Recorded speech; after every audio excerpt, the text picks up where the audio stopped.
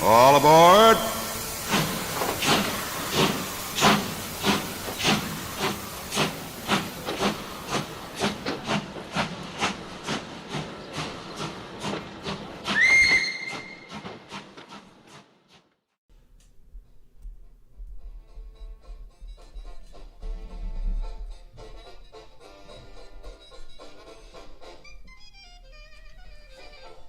Hello again, and welcome back to the apartment above the firehouse. As I sit here in the glow of my faithful lamp, just over the horizon, I notice a mad titan squashing what appears to be bugs.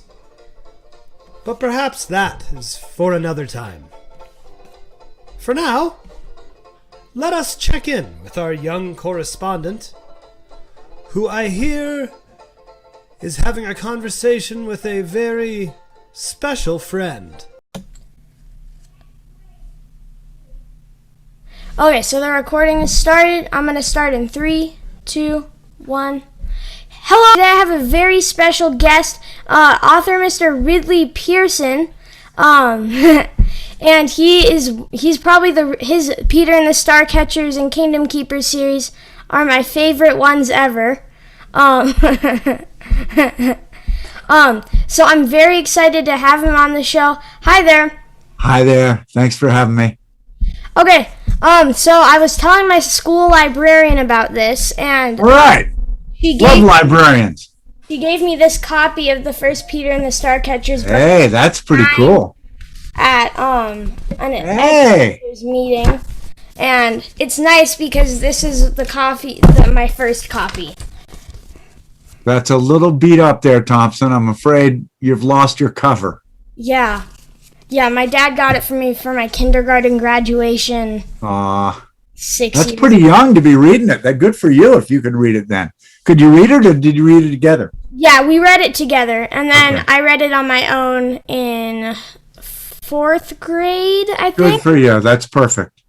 So my first question is, what inspired you to be a writer? Well, I co-wrote several novels in Peter and the Starcatchers with a very funny guy named Dave Barry, who's a professional humorist. And Dave says the reason we write is we have no useful skills. That's not quite why I started, but I think... I've always imagined. I have a really big imagination, and I've always had stories in my head. I started writing when I was 10, and I wrote as many stories as I could write. And I wrote them on a typewriter, like writing now on a computer. And I just so enjoyed it. It was and remains, just such a big part of my life. So I think somehow for years, I was a traveling singer-songwriter with bands. And I was, of course, telling stories through my songs. Yeah. And at some point, I gravitated toward longer pieces like novels. And here I am. It's a very hard life. I don't recommend it to anyone without having a full-time job. Only 5% of all writers, all published writers, live off their writing. I'm one of the lucky few, but I work really, really, really hard and try to earn that honor and respect from my readers with every breath I take. Yeah, if I would have told myself in kindergarten that I'd be sitting here talking to you, I wouldn't have believed it. Exactly. So, you're well, and to have a webcast and a podcast, pretty amazing, man. You're incredible, Thompson. You're living the dream. Yeah, it's tons of fun. It is. Yeah, so fun to be creative, isn't it? Yeah, it's just you're probably the reason that I love reading so much, because that was like the first book that I'm just like, okay, this is my book that wasn't bored a little golden book. Well, that's as a writer, that's the highest compliment you could pay me. Yeah, I just really got you reading. The reason I write for adults too. I write sort of thrilling, crime-infested novels for adults. But the reason I've written 30 novels for younger readers in large part, was to try to put something out there that was exciting and fun to read and to keep young readers reading. So, so thanks. The interview's over, Thompson. That was just fabulous. You've made my day. I'll see you later. Just kidding. Okay, so my second question for you is, growing up, what was your favorite book or author? Well, by the time I got to 8th or ninth grade, and ever since, my favorite book has been To Kill a Mockingbird. Yeah, when I was younger, I read almost all of Rudyard Kipling, a guy who wrote about India a lot. And I just loved those books. Rikki Tikki Tavi and all the crazy characters in the jungles of India. I read all the Hardy Boys, all the Nancy Drews. Loved them all. My very first book that I fell deeply in love with, I was probably in kindergarten or first grade, and it was a little tiny book. I think they still even publish them, but it was called Harold and His Purple Crayon. I don't know if you've ever seen that. Yeah, I have read that book. Okay, what's cool about Harold and His Purple Crayon is this little kid obviously has a purple crayon, and just like you, Thompson, he has white walls behind him. And he takes the purple crayon, which his parents would not like, and draws on the walls. But whatever he draws comes to life. And he goes off into that world. He might draw a rocket ship, and suddenly he's in outer space. And I think that kind of made it okay for me to have an imagination. And I thought, because I had those same kind of, I just didn't have the purple crayon, but I had the imagination to go with it. And there was something fundamentally wonderful about reading a book that just said, whatever you can imagine can come true. And that's still what I'm doing with Disney and the Kingdom Keepers and other books like that, is if you can dream it, we can make it real. Yeah, speaking on Kingdom Keepers, one of Walt Disney's most famous quotes is, if you can dream it, you can do it. That's it. And that's one of my favorite quotes of his. Me too, Thompson. I live by it. Yeah, I'm currently reading your Kingdom Keepers series. I read it in 4th grade, and I got to the 4th book, and then for whatever reason I stopped. But I can tell you the reason. It isn't a very good book. I am rewriting that book in its entirety as we speak. I'm like 2 weeks from finishing it. But the series has been giantly popular. It sold millions of copies. And about 2 years ago, we all realized that the parks, because what happened is Disney let me into their parks after hours, after closing. Yeah. And I got to see it a whole different way. It was empty and scary and quiet and dark. And I went behind the scenes of all the rides. I went on the rides all alone 10, 12 times and took notes. It's been insane. I've been in the parks 31 times after closing now. Wow. But what we realized after 15 years was that the parks I wrote about, they weren't really there anymore. That Disney had changed them so much that they came back to me and asked if I would rewrite all the books. So I am now just finishing book 4. Book 1 through 3 are going to be packaged next year, and then 4 through 7 will be packaged in the fall, I think, of 22. But it's been a huge undertaking because, of course, I have to revisit all the parks, learn all the new stuff that's in there, and then change the books to adjust for that. So I sure thank you for reading, and I hope you keep reading right on through. Yeah, and since I've been rereading them, I bought the updated editions of 2 and 3. Good. One question. So 3 is a brand new book. Yeah. 3 is like, the original 3 is like this thick, and this one's like this thin, and I'm just like, it's a nice short book, which I like. Good.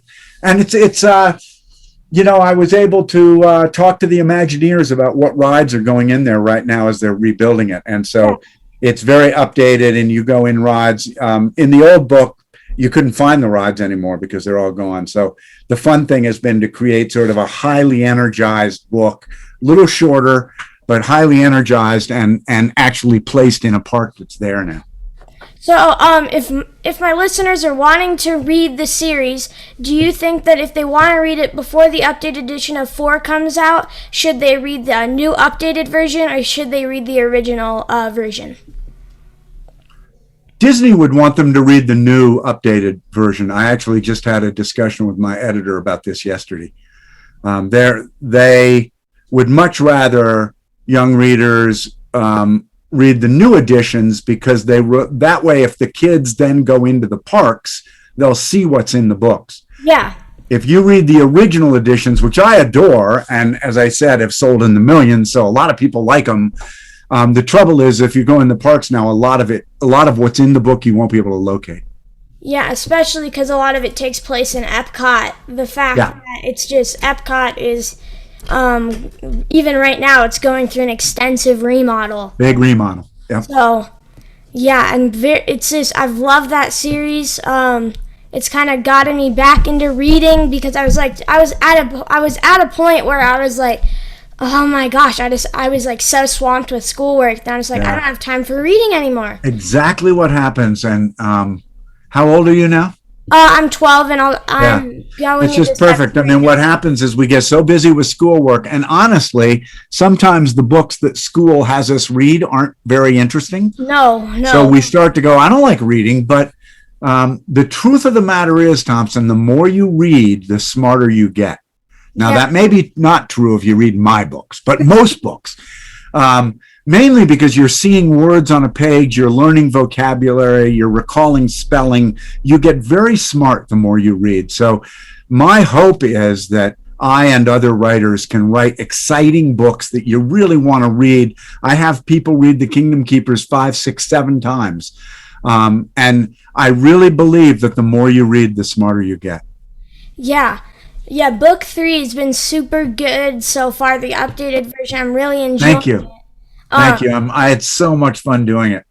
Yeah, right now I feel I'm on, I think, page 130, so I'm about halfway through. Yeah, right. So it's just book 4 will be about the same length. I'm making it smaller too. Yeah, so I think I'll wait, or I don't know what I'm going to do. I don't know if I can wait that long, but I'm just really, really enjoying that. So my next question for you is, what was the first your first published book that you ever wrote? The first book I had published was called Never Look Back, and it was about a foreign agent about which I knew nothing, on a train in Canada where I'd never been. And it was all about chemical weapons, which I knew nothing about. But I took 83 books out of the library over a period of 2 years, read them all, learned all about all of those things, and then wrote what I thought was a really fun thriller about a guy being chased by law enforcement across Canada. It sold about 6 copies, but it got me started, and I got off and running. And then about 3 books later, my 4th book, just by luck, became a big national bestseller, what they call a bestseller, meaning it's selling as well as the top 10 books in the country. And that launched my career. And now I've published 62 books. So it's been a long road. Yeah, here on my bookshelf over here. Yeah, I see that bookshelf. That's a pretty healthy bookshelf.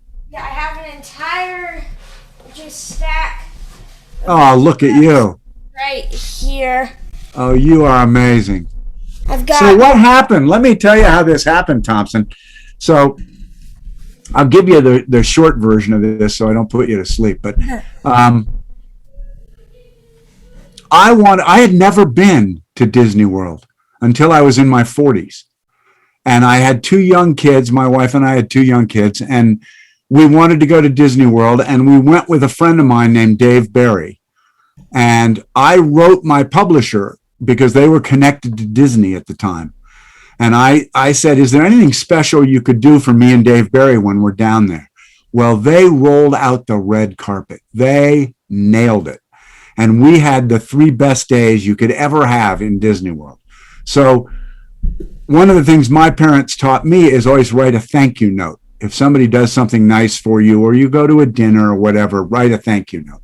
So I wrote an email to my publisher thanking him for arranging for us to have such a great time.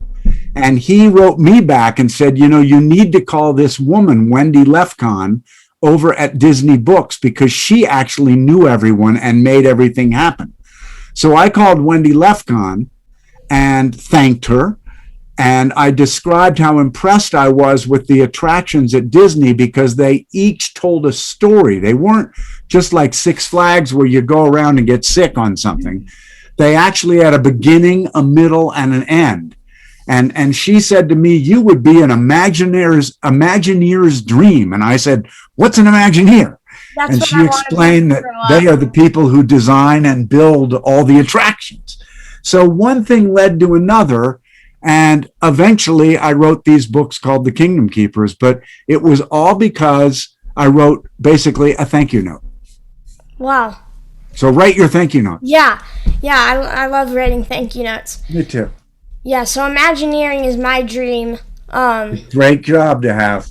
Yeah, so I've been trying to do everything possible. Disney put out something with Khan Academy called Imagineering in a Box. Right.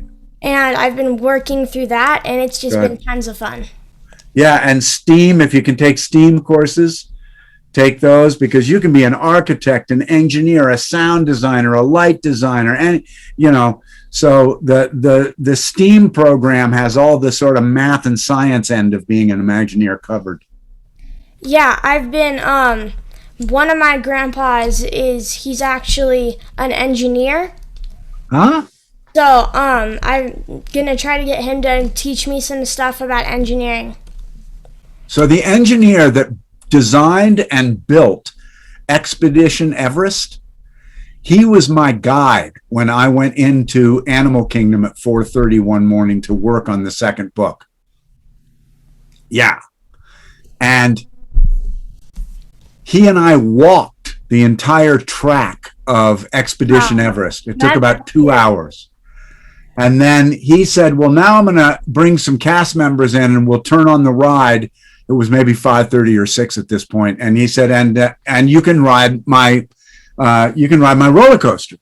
And I said, well, I'd love to do that, but I really don't like roller coasters. They make me sick. And he said, Mr. Pearson, I got up at 4:30 in the morning to guide you around the park. You are going to ride my roller coaster. And I said, yes, sir.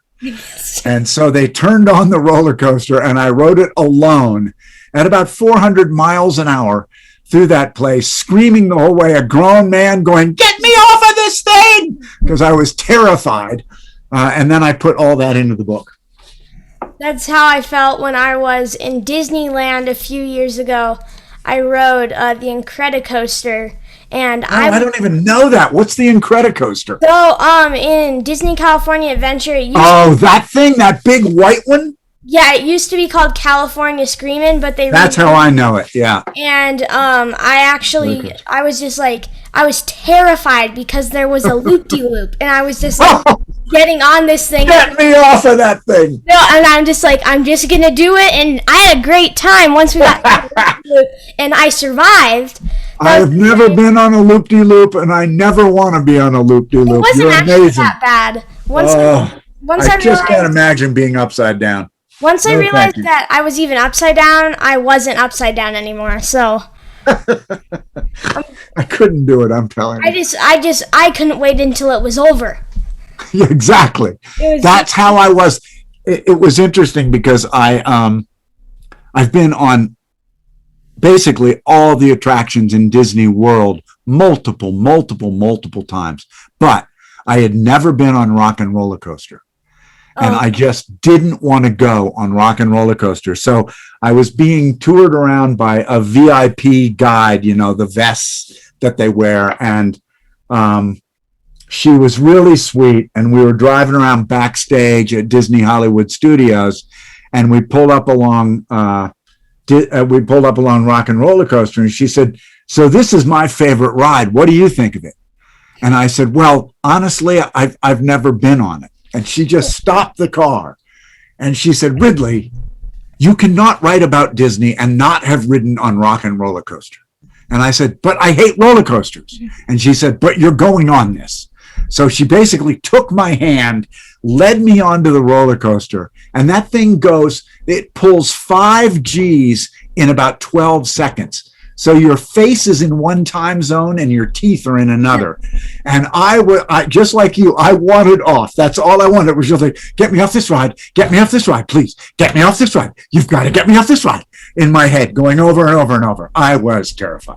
Yeah, that sounds scary. Here, is there a loop in Rockin' roller coaster? I have no idea because my eyes were shut the whole time. Rockin', no, let's go. Okay. The thing about Rockin' roller coaster is its speed. It goes so fast. I'm almost positive. I feel like I watched somewhere that it does have a loop. No, really? Did I go on a loop? Yeah. Well, I've never been the same, Thompson. My head doesn't work anymore.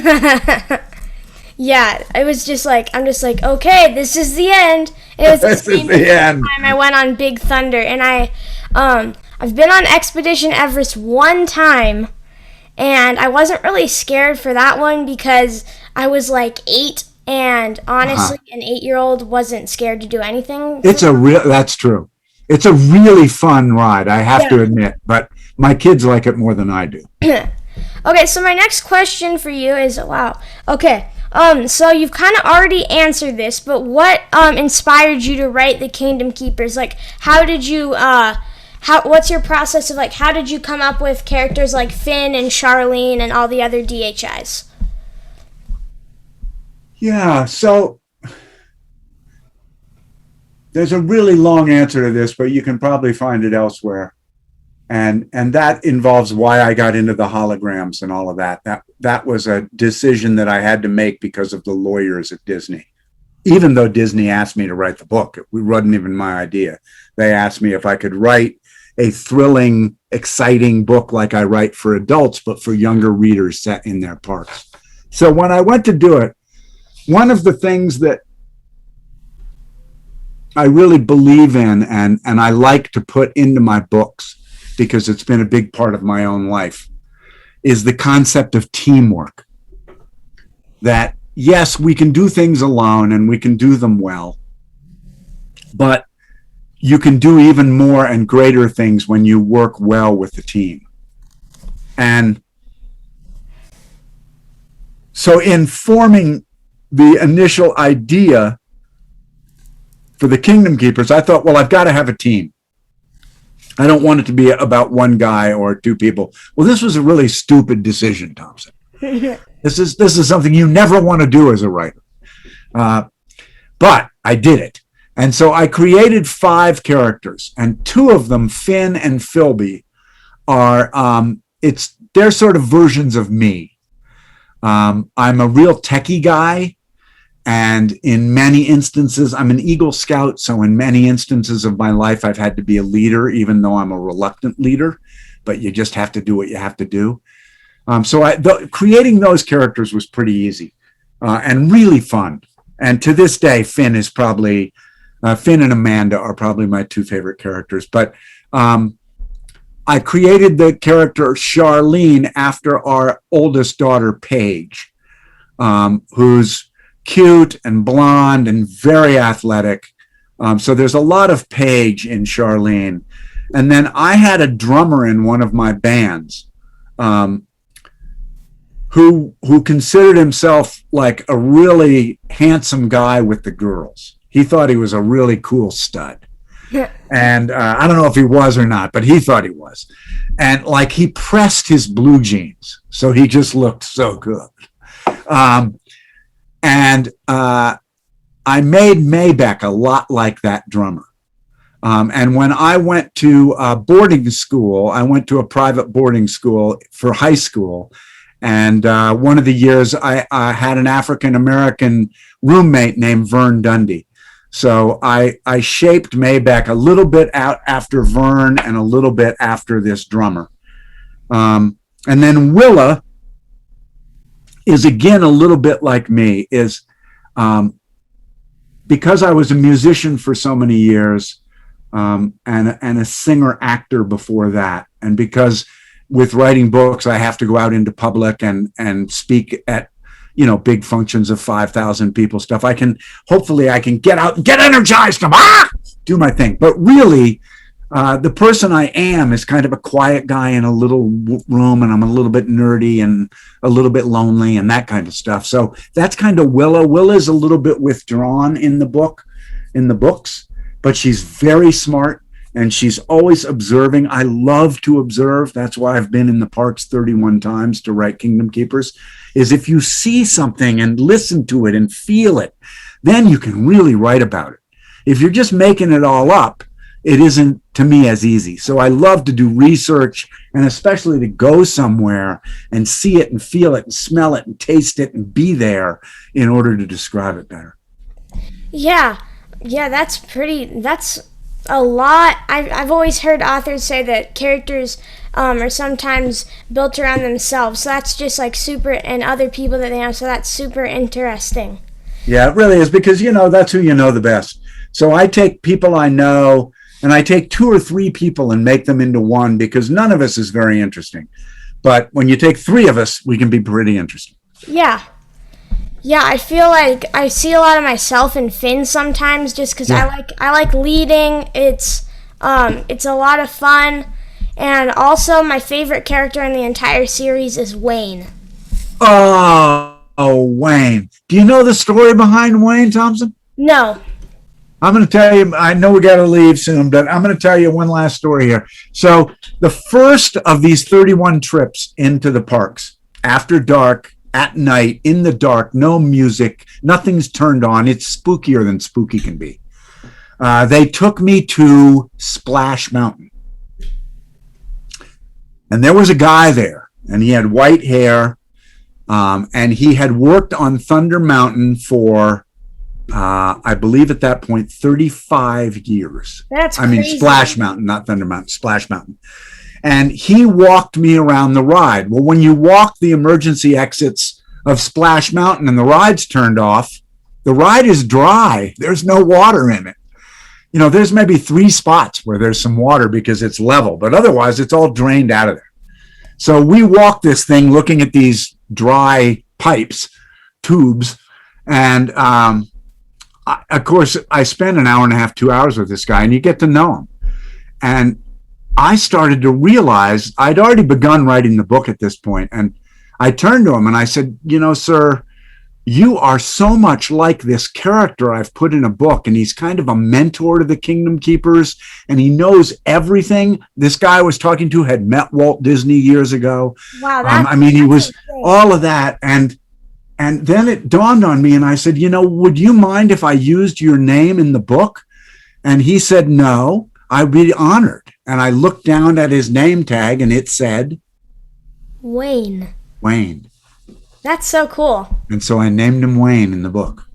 Yeah, that's nice. That's crazy. Yeah. Yeah, currently in... Write what you know what I mean? Yeah.